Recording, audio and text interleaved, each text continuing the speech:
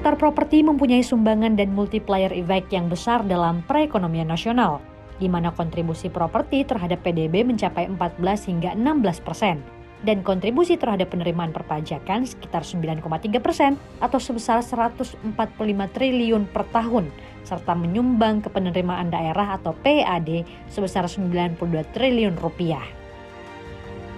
Melihat potensi dan kontribusi yang nyata ini, tak salah jika propertinomik disebut jadi kunci pendongkrak ekonomi, termasuk dalam mengatasi backlog di tanah air. Dalam dialog perdana propertinomik di CNBC Indonesia, Ketua Umum DPP REI Joko Suranto mengungkapkan sejumlah alasan mengapa propertinomik patut dipertimbangkan menjadi program prioritas. Ketika propertinomik ini didorong menjadi sebuah prioritas, sebuah kebijakan yang bisa menggerakkan banyak sektor pastinya. 185 industri yang terkait ini, satu, akan panas dahuluan, bukan propertinya sendiri. Industri itu misalkan kaca, cat, misalkan besi dan sebagainya. Artinya setelah itu ada peningkatan juga terhadap pendapatan masyarakat yang mungkin bagian dari yang belum bisa mendapatkan rumah itu.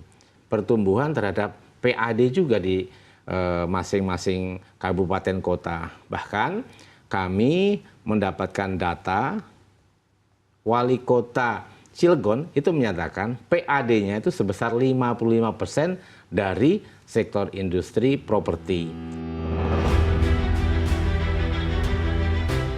Senada seirama, Chief Economist Bank Syariah Indonesia Banjaran Surya Indrastomo menyebut permintaan properti masih akan tinggi ke depannya.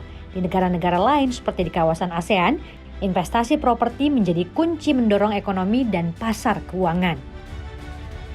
Di beberapa negara termasuk di ASEAN, proporsi investasi di sektor properti itu adalah salah satu kunci yang mendorong yang pertama perekonomian, yang kedua adalah pendalaman pasar keuangan. Proporsi ini belum terlihat di Indonesia, masih di bawah double digit. Malaysia udah double digit, apalagi Singapura. Real Estate Indonesia atau REI berharap bahwa siapapun presiden Indonesia ke depan perlu memperhatikan sektor properti, karena salah satu indikator kesejahteraan rakyat adalah tinggal di rumah yang layak huni. CNBC Indonesia Beyond Business.